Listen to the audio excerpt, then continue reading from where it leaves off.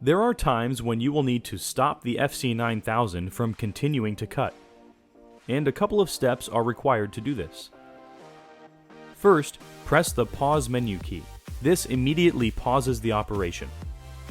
Here we are given two choices: continue, which will continue the operation, and quit job, which stops the operation. If we press the 1 key for continue, the cutter will continue with the job. Let's pause the cutting again, but this time we will press the 2 key to quit the job. Here we are given the chance to clear the buffer.